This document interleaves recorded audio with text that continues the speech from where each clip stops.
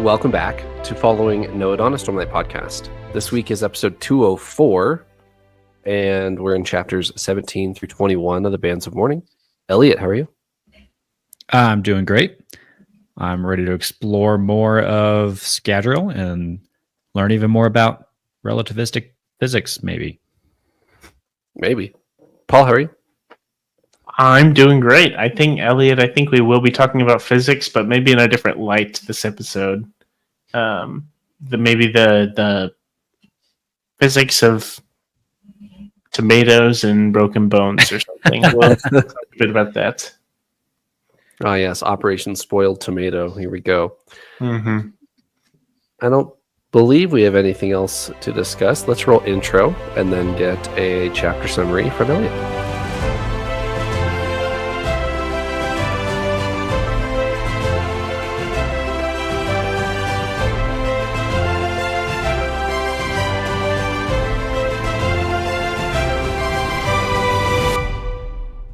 Alrighty, Eliot, what happens in 17 through 21? All right, so the crew heads out to the little town of Dulcing. They are riding along in a stagecoach to try and get there, but they're trying to dodge people along the way. So I kind of imagine them just driving over brush and scrub through the middle of the wasteland to try and get to this city without being noticed. They do get there and find a guarded fort that's been built in the middle of this town. And they decide, well, we got to figure out what they're doing here. So let's sneak into the guarded fort. They do so and find all the bad guys working on a giant ship with weird powered devices and new languages and prisoners who are not like people we've seen before, who speak other languages and wear crazy masks. And we start to put pieces together. Maybe this ship crashed here and the set has jumped on it and taken control of it. They're trying to figure out what it is, what it does.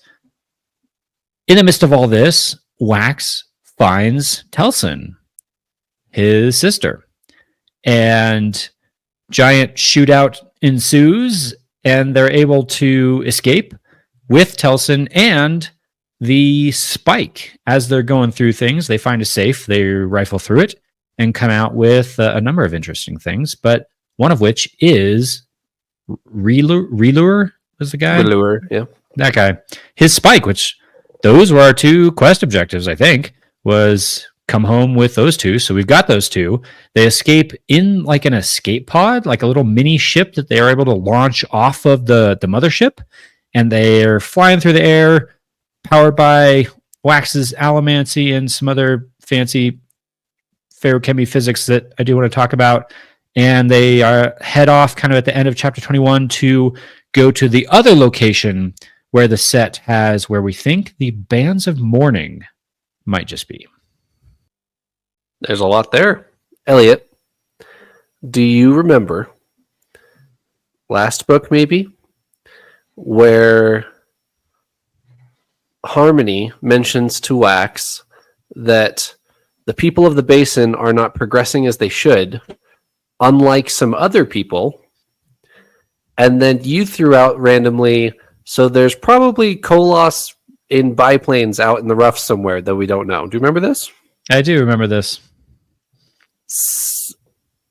Given the context of this episode, all you needed was just to go one step further and some other people group who we've never met in biplanes out there somewhere. And apparently here we are. So I would say that's a success for you, Eliot. I close enough, I guess. I was pairing that with kind of the question of where's all the Koloss, because we've gotten references to Koloss blooded people, but I think still some references to full up Koloss, and we haven't seen any.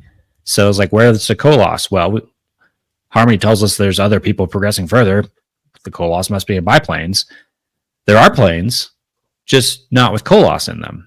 A whole new people group, something completely different. I'm very intrigued by this new guy. Yeah. We'll get to him. Before we get to the encampment, though, Miracy accidentally figures out what the little cube does that we found 2 episodes back. They are moving in a carriage, traveling at some speed, and she warps time around herself, and the horses go crashing through the edge of her speed bubble and almost like tear themselves apart in space-time. Oops. And Wax has some like offhand comment about how this doesn't usually happen if you're on something big enough. Did you guys catch that? I did, and I was bothered a little bit by the explanation. Yeah, me too. Because what he said is, if you're on, like you just said, if you're on something big enough, the bubble moves with you. Right. And he even mentions like the rotation of the Earth. Right. The Earth is spinning, so you're moving in space. So yeah, good point. How does the bubble move with you? Well, apparently because it's attached itself to the Earth. Miracy goes, well, I did it on the train and it was fine. So apparently a train is big enough, but a carriage is not. So she pops this bubble, but the bubble doesn't move with them. It like stays and they move forward and crash into the front of it. So what I think the Cosmere explanation for this is it has everything to do with your perception of yourself. There you go. If you perceive yourself as moving, then your bubble is going to stay behind you. If you perceive yourself as stationary, then it's going to move with you. That's a good thought. I like that a lot because that ties into a lot of our other magic systems, which have mattered based on how you perceive things. So that would be a consistency that I like your explanation way better than Wax's. But the train still bothers me because if I'm on a train, I am actively thinking about the train. I'm not actively thinking about the rotation of the planet. So I accept the perception for the planet one. I don't accept the perception for the train one. I think the train one, you're definitely going to leave your bubble behind you. I could see it. Depends on whether you're looking out the window or not. If you're not looking out the window on a train and you're focused on like the card game on the table in front of you, it's totally feasible to forget that you're on a moving object. Yeah, I guess. Think about in our world, like flying on an airplane. Unless you're looking out the window, watching the clouds go by, it almost feels sometimes when you're in an airplane that you're just stationary next to everything else around you, and then magically you just land at the other airport. I guess. So, perception of your speed bubble. She pops it in the carriage, tears everything apart. So they stop and start doing some experiments with this cube. What do they find out? Allomancy grenade. Yeah. And Paul, who do you think has the best potential for this Allomancy grenade between Wax, Wayne, and Miracy? I certainly want it to be... I keep wanting more big, big brain uses for Miracy's Allomancy. So that's what I want to say, but I feel like this will probably be the most fruitful, I would imagine, with Wayne's. What does Wayne burn? Bend alloy, right? Is that his heal? No, that's not his healing. That's his speed bubble. So his speed bubble. So he could burn a speed bubble and then throw it at somebody else and speed them up. Which he does. We get to see all of them use their powers, don't we? I think Wayne does this. He saves Wax in like a key moment by doing this. Wax is about to get shot. Wayne does what you just described, throws a speed bubble to him so that he can then, dodge out of the way of the bullets. But out of our 4 or 5 heroes, they come to the same conclusion, Paul, that you're hoping for, is that actually Miracy may have the best use for this, because then she could charge a slow bubble and throw it at enemies and render them useless. So Yes. Yeah. That feels like one of those cheat codes for the final boss. yeah, Like if you could just slow bubble the final boss and just beat him right there, done. you got to go. So no. This is an MMO where there's 3 bosses. You've got 2 tanks. You got to go kite that one while you take out this one, and then you handle that one. That's what this is. Mez the other one with your slow bubble. Yep. There you go. This whole concept is really cool. I enjoyed learning about how the leecher worked, right? Because oh yeah, I think this is at the time where Wax remembers back to being on the train and having all of his like metal drained or his power drained, and he was confused on how that could happen. And here we learn that it was with a leecher using this. And that was really cool. It's one of those moments where we're just opening up more and more possibilities for our allomantic powers, you know? Yeah, definitely. I really enjoyed this for that exact reason. We talked about, before we'd even read the first word of Era 2, like what we were excited about. And I think we were excited about all the crazy ways technology and magic would come together. Yeah. And all the... we've got 3 magic systems that all do some pretty crazy things already when you start mixing them with allomancy, feruchemy, and hemalurgy. When you add technology into the mix, like now you can just go to whole new crazy worlds. And we talked about like bending bullets around corners, and I'm still waiting for one. The idea that popped into my head when I started thinking about this was like healing bullets using hemalurgy. Mm-hmm. Like if you could hemalurge your friend with like some healing because you shoot them with a spike that allows them to heal. I'm waiting for that moment. Hasn't happened yet. That's pretty cool. I haven't thought of that, but that's pretty cool. Wax did do the whole shoot the spike into somebody with the whole Lessie thing at the end of last book. So they did do that, but what you're saying of like some kind of healing thing, you know, I don't know if you could shoot someone with like pewter or something and make them like bulk up, or I could totally see that like scene happening where Wayne shoots Wax or something and is like, what do you mean? I was helping you or something, you know. Totally see that scene in my head. If Wayne gets all of his metals drained from, I don't know, something, and then Wax shoots him with a gold bullet, he could absolutely use it. So that kind of craziness, and this allomancy grenade thing is going in those kind of directions. There's now all sorts of other things we could start to do if you can chuck your powers elsewhere. So I feel like near the end of our chapters, this grenade is mentioned kind of in tandem with or alongside like the bands of mourning, or is this the bands of mourning and such? I don't know if y'all thought much about that, or maybe I got that mixed up, but they did mention it. Wayne takes the proof of the gold metal mine that they find off Killicina. Wayne can tap it. Wayne can use the gold metal mine, which is a big deal. So Wayne then takes that as proof that the bands of mourning exist.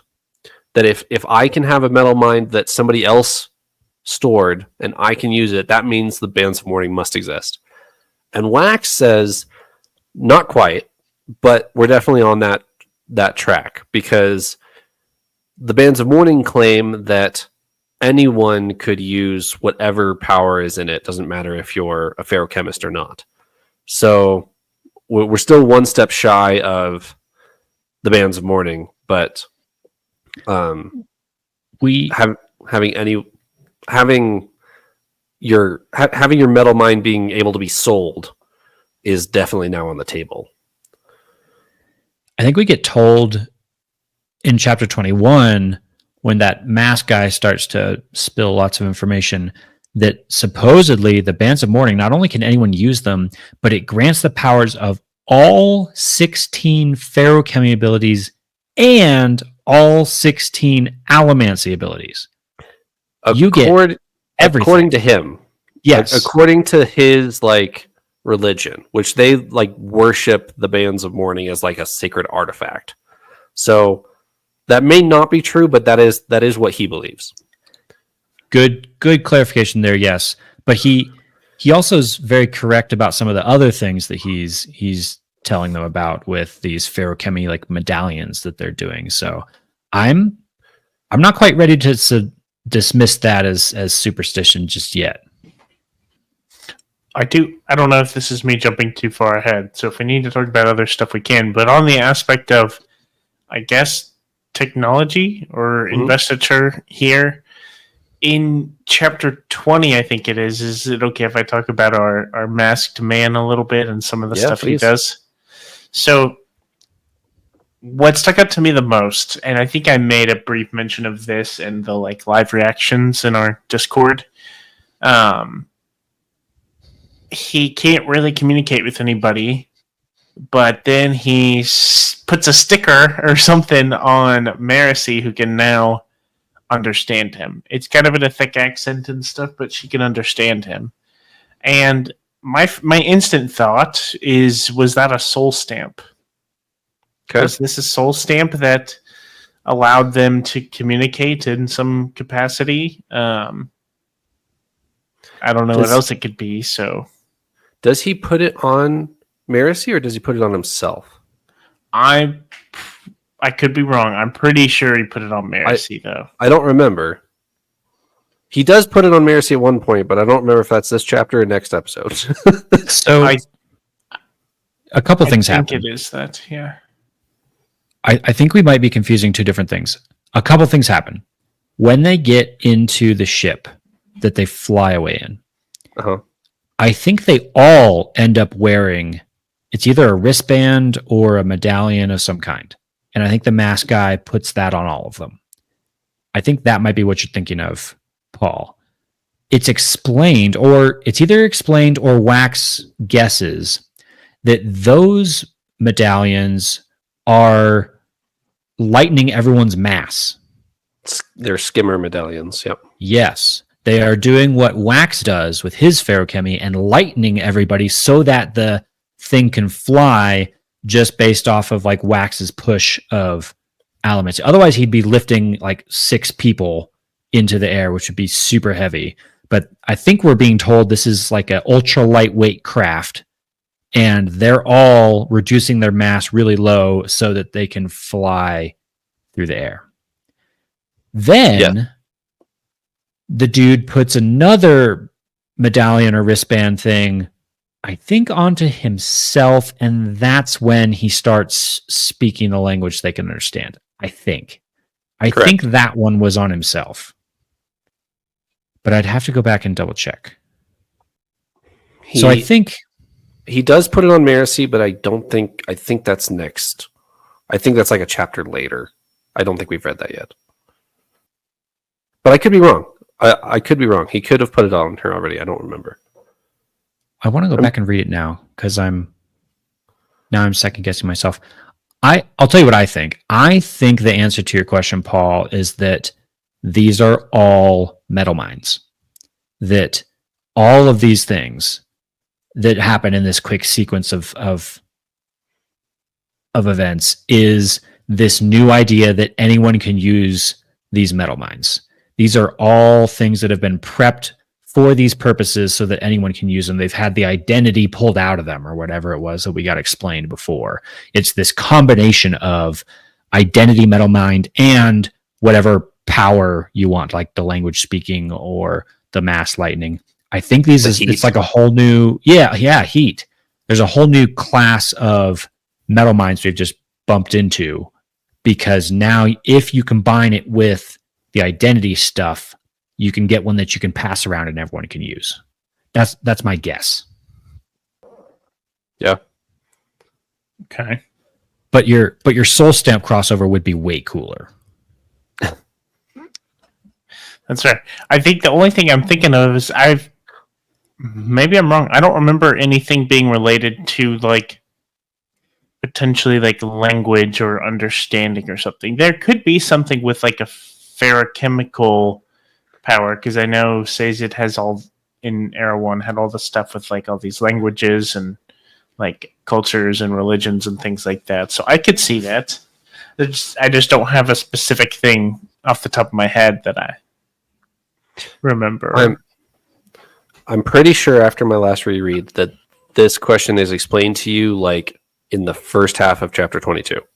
Like that sounds about right. Within a couple pages, we'll get the answer for your question. Did you guys recognize anything about the mask or his name maybe or anything like that? See, it's moments like these Have when you ask seen questions like that. Have you in seen the tone anything that like you're this using before? that make me my Hoy, stomach Chris, Oh, keep going. It's gonna be here a while. These are the moments where I realize I've missed something. What have I missed? Because the answer to your question is no. I don't think I noticed anything about this person. So, let me bring your brains back about 3 years to Words of Radiance. Oh my goodness. Words of Radiance, where Shallan is getting in good with the Ghostbloods. Oh. She's trying to impress Mraize and who? The assassin lady with the mask. The assassin lady with the mask. Do you remember her name? I did not remember an assassin lady with a mask. It's been a minute. Well, on your Words of Radiance reread, keep a lookout. Her name is Yatil. Yeah. And there's a scene too where like, or we learn at one point that like, oh, actually Mraize is not in charge. She's the one that's in charge. And she ends up going on like this little sneak into the place with Shallan, actually. They end up like bumping into town, or Shallan's able to like shake her at one point, I think, and Shallan gets to go talk to town. Yeah, it's coming back. Yeah. The assassin lady with the mask in the Ghostbloods. That's all I'll say for now. And Ghostbloods, Scadrial. Okay. There you go. Ghostbloods equals Scadrial. We haven't really found out how or why Ghostbloods equals Scadrial yet. Kelsier somehow. But we're about to. Yes. All right. Anything else on Alec? We'll come back to him at the end of the episode, I think. But anything else on Alec for now? All right. Super quick, because I think it's relevant now to what we're talking about. Uh-huh. He's a different people group. Yes. Than we've encountered before. You talked about Harmony's comments from before, which could easily be a reference to these guys. But when he starts talking to them about stuff, you realize that he's talking about Era 1. Yes. He has this whole thing where he's like, you froze the world. And they're all like, what are you talking about? It's perfectly normal. And he's like, no, it's freezing out here. And like you pick up more and more as you go that apparently he comes from a place where they like it scaldingly hot. And this normal temperature they think is freezing. And there's even references to like that. I forget who puts this together. Maybe Marcy. Marcy's pretty smart. That like, oh, he must have lived outside of where the ash mounts were, because the ash mounts were like the Lord Ruler created those to like keep it a little bit cool because he put the planet in the wrong place. So this dude lived outside of that where it was scaldingly hot because the Lord Ruler put the planet too close to the sun place. That's where this dude is from and his people. Crazy. Oh, it's not a deity, but he offers up a term of a religious figure in his like religion. Do you remember the term, the title that he gives this religious figure? Well, our people equate whatever he says to the Lord Ruler, right? Yes. So, a little bit of recap for you. He says, you guys froze the world, which would be Harmony putting the world back in place. Right. And now he lives in Antarctica. unfortunately. He lives in the southern hemisphere, right? So he didn't need the ash mounds because he lives on the southern hemisphere. So when the planet was burning up, he was fine. Now the planet's back where it's supposed to be. Now he lives in Antarctica. He says shortly after that, the Sovereign came and gave us some powers and helped us through some dark times. And the bands of mourning are his, or something like that. And so our heroes jump to the conclusion of the Lord Ruler. I mean, the Lord Ruler died. Vin killed him. And so then Marcy says, well, history's been wrong before, but what do you guys know about the Lord Ruler via secret history? What happened to the Lord Ruler when he came through?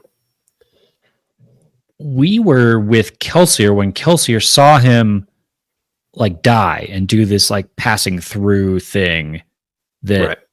Vin and Elend also do, and as far as we know, they're very dead. So like They are very dead. as far as we know via secret history, like you just said, we've seen the Lord Ruler pass on into the beyond or whatever the death is. So Right. yeah, I'm following that logic to say, hang on a second, that story doesn't check out. Or like you clarified, our character's interpretation of this dude's story doesn't quite check out. There's a disconnect somewhere because they immediately assume it's the Lord Ruler. He doesn't disagree with them. He's like, sure, whatever, whoever owned the bands of mourning. And they're like, yeah, that's the Lord Ruler. So he went to the southern hemisphere and helped out some people that were freezing to death. So but that's now not the what question- happened. Now the question is, who picked up the bands of mourning and went to Antarctica? Yeah. That's not a sentence I thought I'd hear today. Who picked up the bands of mourning and went to Antarctica, Paul? Was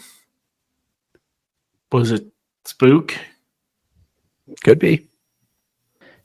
Spook is who I thought of too, but Spook has his own legend associated. We've gotten a lot of references to him. He's the Lord Mistborn, right? Yes, the Lord Mistborn. He was around for like 100 years Right. until he finally, we assume, died. So if it's Spook, it seems like he had to have hung around for the founding of Elendel and all that, and then went off to this place, perhaps. But I can't think of who else it might be. Demu. Sorry, just had to put that name out there. We talked about last episode that our world hoppers seemingly don't die, so just needed to put him out there as a candidate because Demu's the best character out of Scadrial. Two other quick facts associated with this dude before we talk about other stuff. He apparently is supposed to think, it seems part of his religion perhaps, that Allomancers are like highborn or noble blood or almost like deities. Yeah. Almost. He almost doesn't want to respect Wax, but has to.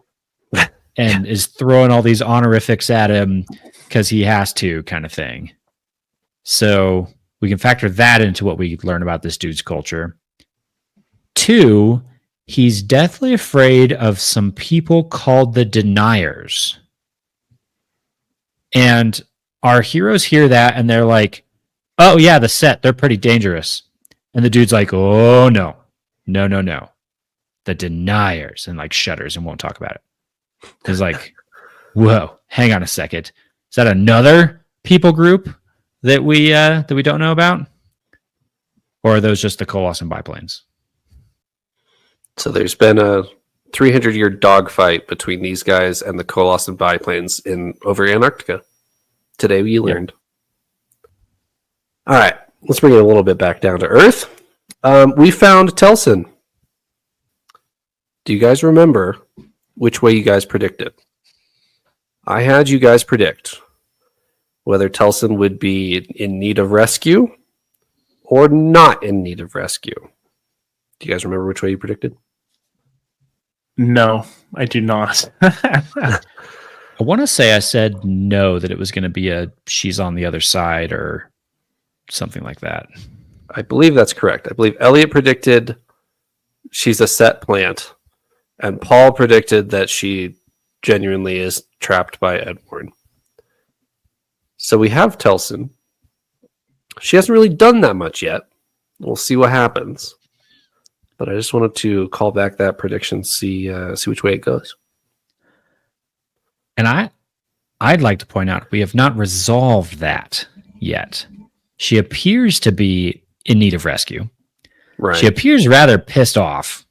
Yeah. That was my take on Telson. She seems upset. She Not like shot the guard in the face as soon as she got a gun. Like 4 times. Yeah.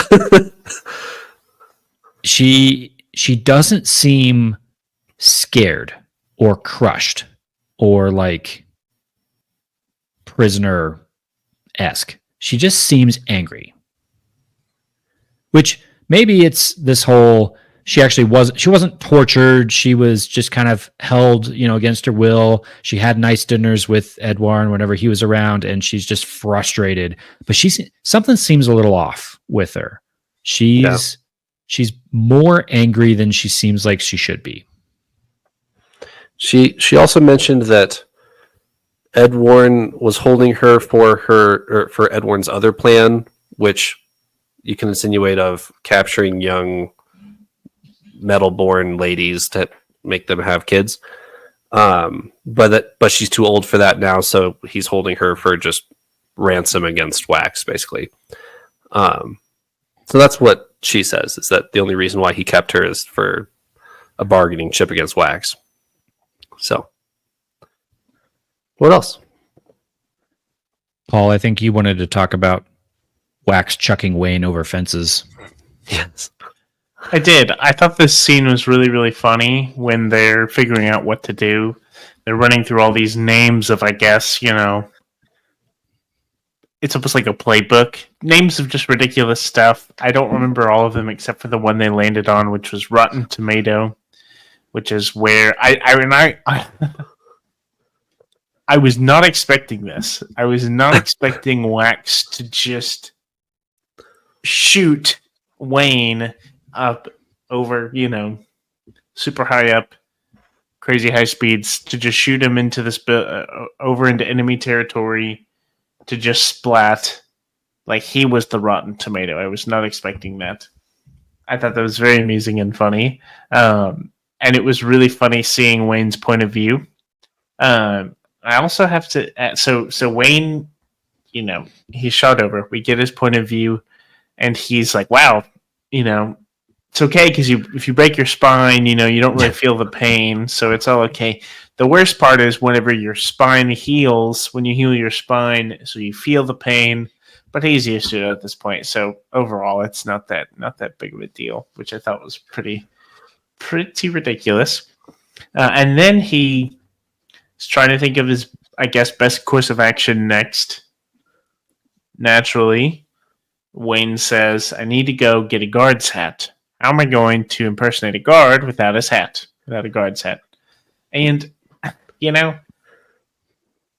I made a little note in our outline because this has been such a recurring theme. I feel like of such a recurring joke, I should say, of Wayne trading hats, needing the hat of X or Y person so that he can impersonate them well. And I'm like, do y'all think there's something more to the hats that he has? Does he somehow actually gain almost like a light weaving-esque feature to impersonating someone if he has the proper hat that they wear? Back to your soul stamp comment. Mm-hmm. Is that his soul stamp equivalent? Is he using the hat as somehow a similar way? Or I'm thinking back to our discussion on perception of what you perceive yourself to be, you are. That's fair. is there something of that going on? Of when Wayne puts a hat on, he sees himself as that, and it feeds into his ability to impersonate somehow. That one certainly makes sense to me. Do you guys remember?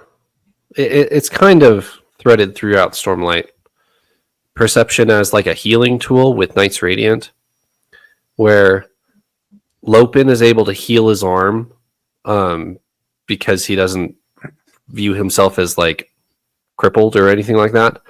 But Risen, right. She cannot heal her crippledness out of her flying Stormlight wheelchair because she doesn't view herself that way. Or Kaladin not being able to heal the scars on his forehead until he's said the fourth ideal, to where he lets go of Tien's death. He is still a slave in his own head until he lets go of that. So, yes, perception is an interesting tool in some Sanderson magic systems, which I think is kind of cool. That's a great point. But it kind of implies something here that there's some element of magic going on in what Wayne does there. Is it not just his ability to speak in crazy accents? Like, is he got some magical powers going on there too? That's what I've been thinking. I do think you're on with the perception. It's like I said initially, it's like a joke. It's been a running joke for Wayne. Of like, yeah, I took his hat. He had a nice hat, and just kind of running with that. But there comes a point of repetition of the same joke that I'm like, there's got to be something else here. I could fully believe that it's just a bit of perception, whether Wayne realizes it or not. We've definitely gotten nods that Wayne knows a lot. He kind of acts dumb. Like, he knows way more and is way smarter than he seems. He just acts very like an airhead, like just saying whatever, doing whatever, we'll just happen ourselves through whatever problem is at hand. So I'm starting to think that there's definitely an air of legitimacy, something going on here, like for real, whether that's just perception or something bigger. I mean, you do have to be genuinely smart to impersonate genuinely smart people. So, yeah, he's very impressive with his accents and everything. So, yeah, I got to jump on that though to point out something that I'm a little bit offended by. Wayne at one point here impersonates an engineer, and he does so by firing off a series of nonsense words that have nothing to do with each other. And I felt attacked as an engineer. Is that what I sound like when I go on my engineering rambles? You guys are just like, oh, here he goes again. No, Eliot, I hate to break it to you, but you sound more like Wax in this scene, complaining about his aching joints and not being able to get up the ladder and being winded by the third flight. That's you. It is. Oh, it is. So badly. I was, while we're on it, actually a little bit miffed at Mr. Sanderson. Earlier in one of these scenes, it's like from the very beginning when Wax, I think it's Wax, maybe it's Marcy and Milan, they're sneaking through and they see this group of like engineers or scientists that are getting a tour of the ship. Do you guys remember this? Yeah. In one sentence, the narrator, which I'm interpreting to be Brandon, refers to the group as engineers, and then like 3 sentences later refers to the same group again as scientists. Oh, that's a faux pas.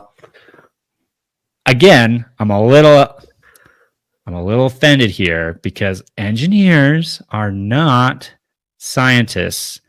I've been corrected for that on this podcast before. That I have been associated as such and been implied there that those are synonyms.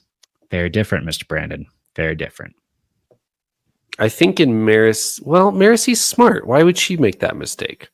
Because it's from the point of view of Maricy. I think it is. Or maybe if it's from the point of view of Wayne, I could understand it. Because Wayne would make that mistake. Maricy would not. Maricy's a scholar. What else? To answer your question, Paul, I don't think Wayne is gaining any significant magical powers through hats. I think he's just an idiot and likes hats. Now that is also a very valid thing. That's very valid. But I think my ultimate guess is that it may actually be related in some way to perception, but not even all the time. I think some of it is just Wayne being an idiot, right? Sometimes I feel like this is legit and having an effect on him, I do give merit to your claim that a recurring joke can only be so recurring before it's actually a genuine thing. So I do understand that. We get this crazy scene where Maricy gets shot like in the stomach, and then Milan like melts her hand, shoves it into Maricy's abdomen, heals her torso, and Gross. then pulls it back out. Gross. Awesome. No, gross. What beta reader? I want to know this. What beta reader was like, okay, so this would have happened like a couple books ago, maybe in the previous book. Feasibly, a Khandra could eat somebody and then reproduce their organ and give it back to them as a transplant. And Brandon was like, yes, that is brilliant. I'm going to put that in. And he puts it in. That's awesome and really gross. But it's mostly awesome. I thought that was really cool. It even goes so far as to describe how she sucks out like the septic intestine goop so that it doesn't infect her, and then like spits it out over the side of the plane. Is like, yeah. Whoa. And then go ahead, Paul. Oh, I was gonna say this definitely was a not for the faint of heart scene. It was, and I also thought it was very funny that Milan kind of implies she's not gonna make it. Yeah. I don't remember exactly how the cadence of this went, but she basically tells Maricy she is gonna die, but oh no, not today. You're not gonna die today. That's ridiculous. But right. You of course will die someday, All right. Eliot, you mentioned this a little bit earlier. At the beginning of the book, we had 3 quests, or one main quest with 2 side quests, right? One main quest was retrieve Relur's spike. That was what the Khandra told us to do. What ended up getting Wax to go on the mission was he saw a picture of Telson. And then bonus is like, oh, and the Bands of Mourning. Bands of Mourning are in there too. Oh, and stomping suit. So maybe there's 4. We just completed 2 of them, right? We just completed Find Telson and Find the Spike. So they consider going back to Ellendale. Should we go home? We've got Telson, we've got the Spike. But what makes them turn south towards the mountains? What's that thing in Wax's the back of Wax's head that makes him stay down here? Isn't it the fact of the Bands of Mourning? It's we don't want suit to get the Bands of Mourning, essentially. We don't want that power to fall into the wrong hands. Telson says Edwarn is on his way to the Bands of Mourning. And Wax says that's really important. If they're real, we can't let him have it. We need to go and defend them.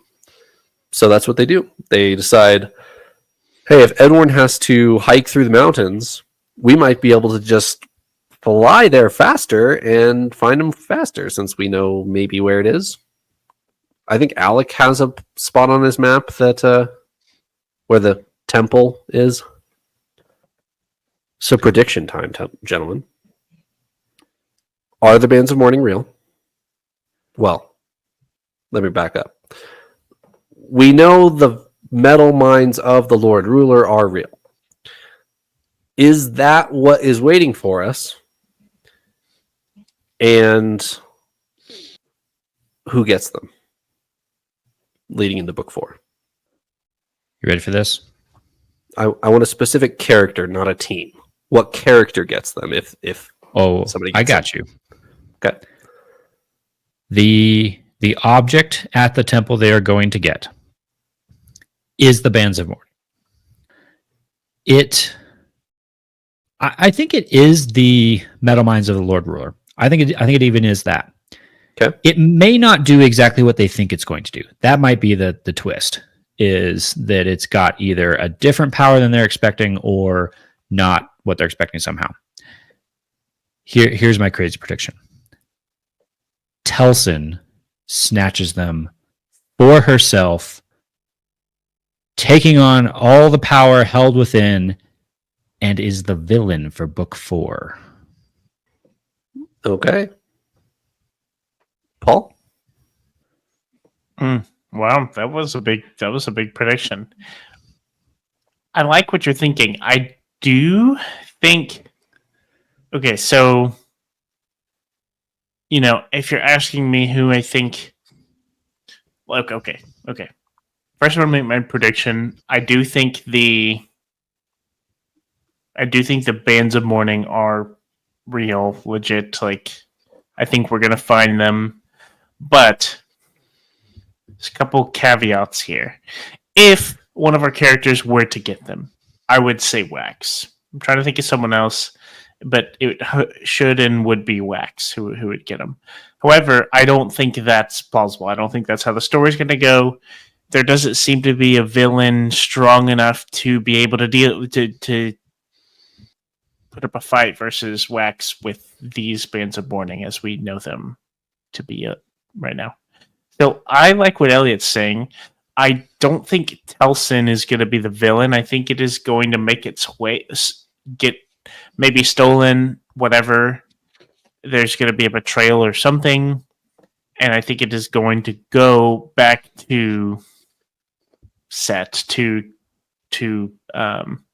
our current villain that we're after. Edward? I think that's how we're going to end the book, maybe here, maybe in the book, or maybe not, is, we finally get that moment where Wax is faced up with Set, but it's not going to end in one of them dying. It's going to end in maybe an escape with the bands of mourning or something like that. So, and I think Elliot's spot on. I think that is going to end up being the kind of book 4 antagonist. Maybe the bands of mourning are made of the lost metal. Ooh, there you go. Or I think that we're gonna just rediscover the lost metal in the last book, and that's how they're gonna bring down the Set. I think so. All right. Anything else before we go to a Stormlight review? While we're talking about villains, there was a name drop kind of snuck in there. We actually had a very random POV in the head of Erich? Yeah, Eirik. The limping guy who... Hold on. Do you want to spell check that one, Paul? You want to stab at Eirik? Rick. I mean, I can give it a go. I'm blanking on who this was. This is the Kane guy, the lurcher who throws the cube. What's Eirik? Eirik. I mean, I would, based off of the way Eliot was saying, I would assume it's just Irich. Impressive. What? How do you assume that? Yeah, he was trying to say like Eric or Erich. Yeah. I guess he did put in a CH after. Yeah. Yeah, okay. Maybe I'll give it to you. So my other guess, like if I didn't hear it pronounced that way, I would have guessed it's either that or with a Q or something at the end. So, Well, that guy, we spent a little bit of time in his head, which was a little strange. I wasn't sure why we did that. But he has a thought. He thinks to himself about how he's interested in all this for the science because he needs a medical miracle. He's dying fast or something and needs to heal himself. But he says, he thinks in his mind, Suit and Sequence wanted their weapons, and they could have them, for Eirik desired only one thing, a miracle. Paul, for your benefit, Sequence is capitalized alongside Suit. And up until now, I'd been thinking of Suit as a name for Uncle Edwarn related to like the clothing item, a suit. Yes. But then when it got paired next to Sequence, and I thought about that next to Set, now I started thinking about this in terms of like playing cards. Where's my card set? And that's funny. And I hadn't thought about that before. Suit in the context of playing cards, and Set and Sequence, which is another kind of playing card term, but Sequence as in like a name, as in Set and Sequence, as in there's two head bad guys. Who is Sequence? Little did you guys know we're playing poker the whole time. Apparently. Let's go. No, okay. As you say that, my thought, whenever you said Suit and Sequence is capitalized, I'm like, okay, this isn't an investiture term, this is someone, like a proper noun, like someone named Sequence. Yep. Right. But yeah, I didn't put that together. That's pretty cool. Anything else? That's all I got, I think. Alrighty. We will reconvene next week. Let's do a quick Stormlight review before we close the episode. Paul, you're going to lead this. It is 11 after last week to 6. Paul, you're going to lead this. Here is a Stormlight chapter title. What happened in the chapter? Chaperone. Chaperone. The only guess I can come up with is this the chapter, one of the early chapters that involves Radiant, Shallan's, Shallan and Radiant.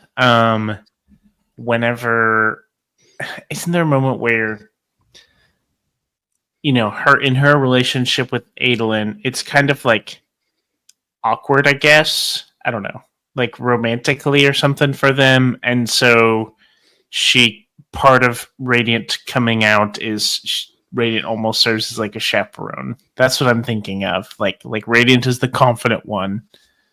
And so that is the only guess I can tie to chaperone. So that's what I'm going with. I'm going to give it to you, even though your nouns are a little bit incorrect.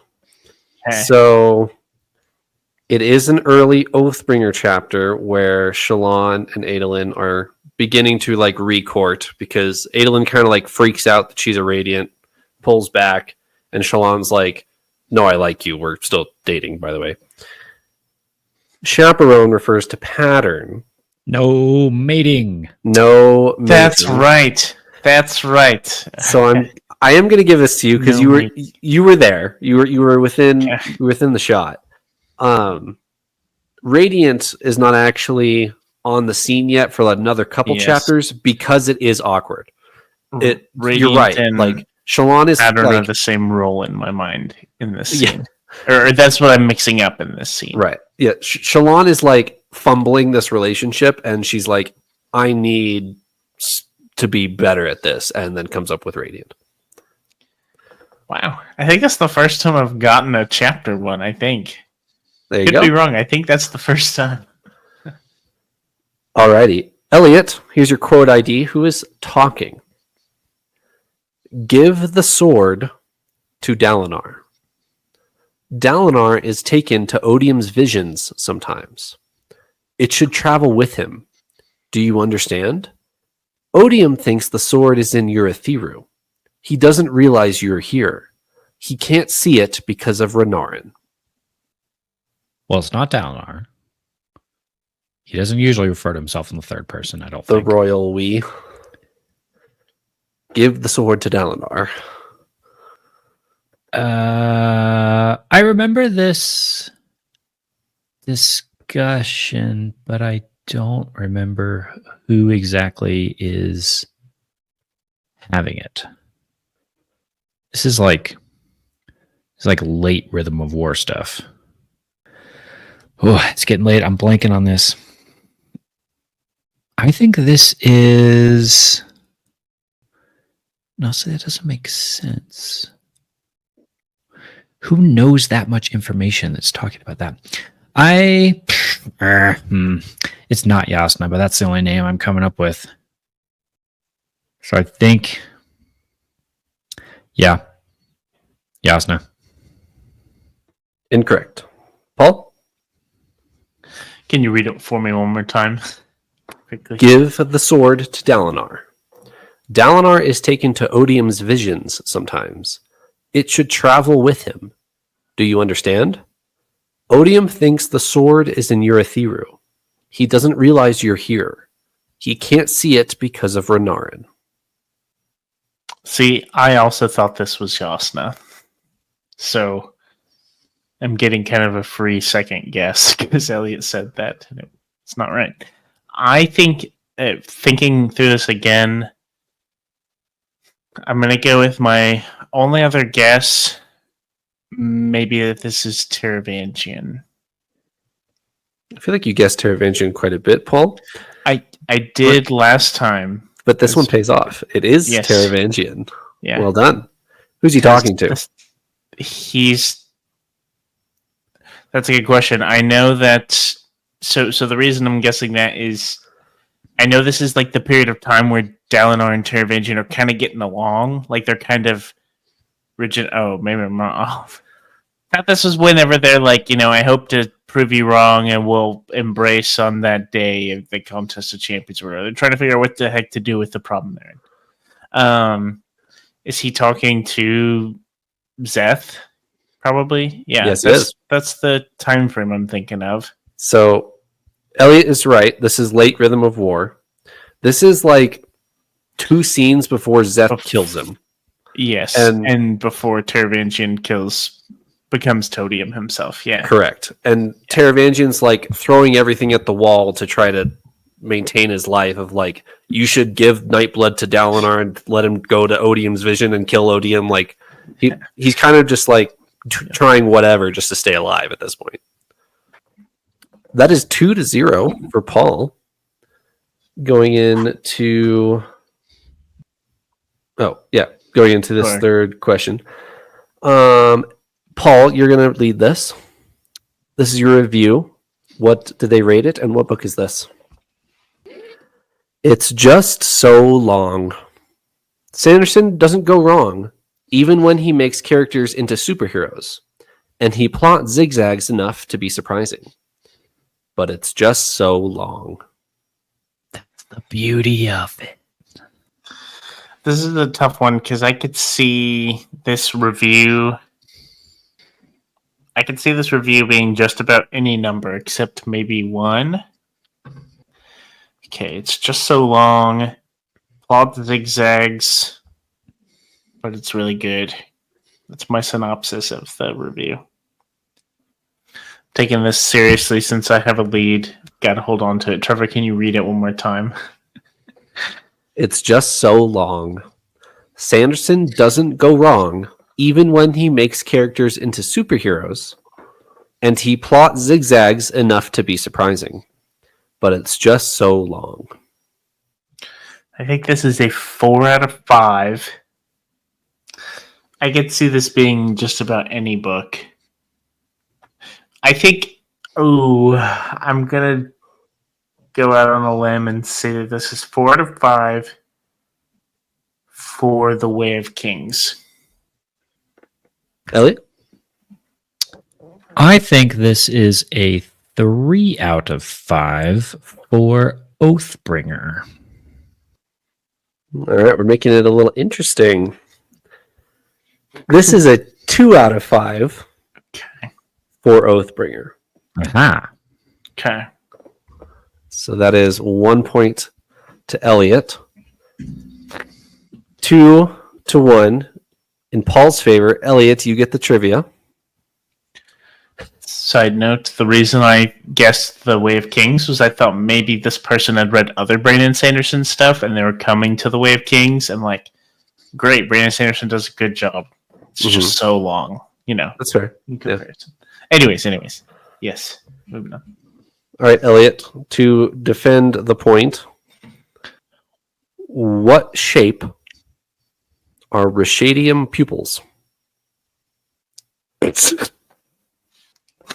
Do they have a unique shape? Well, okay. How many shapes are out there in the world? Well, if you get into all the Gons, I think an infinite number, actually. There. Yeah, that's gonna be an absolute guess. I have no clue at all. What would be a unique, cool shape for a pupil on a horse?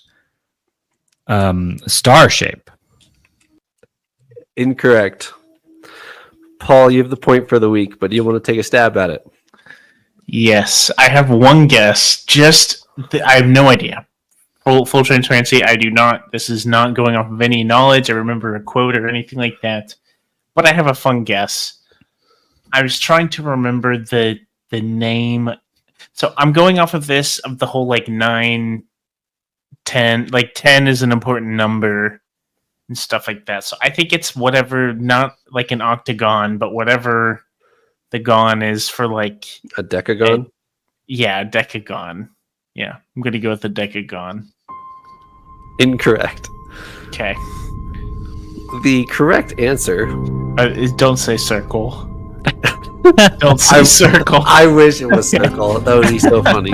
Just a normal... They have normal pupils. Yeah, it's never specified. I don't know what you guys are talking about. That's what I was afraid of. Yeah. The correct answer is rectangle. They have rectangular pupils. And this is some offhand inner comment from Adolin when he's hanging out with whatever Dalinar's Rashadium. What's his name? Gallant, thank you. At the beginning of Oathbringer, because Sureblood has just died. Adolin's all depressed, goes and hangs out with Gallant. And he's like, oh, those rectangular pupils are cool. Moving on. What? I'm more thrown off by the fact that you even knew to look that up as a trivia question. I just came across it in my reread. I heard it and I was like, I'm writing that down. That is so random. Well done. that's pretty great. It's like chapter 6 of Oathbringer. Oh, man. All right. So that concludes this week, 11-7. Paul, you pulled a point back. We will reconvene next week. Thanks for joining me, Paul and Eliot. Blackwatch Double Stomp. Insert farewell here. That's Eliot. Isn't that the one where he makes it up, but it's the same Yes. thing as spoiled tomato? Yes, it is.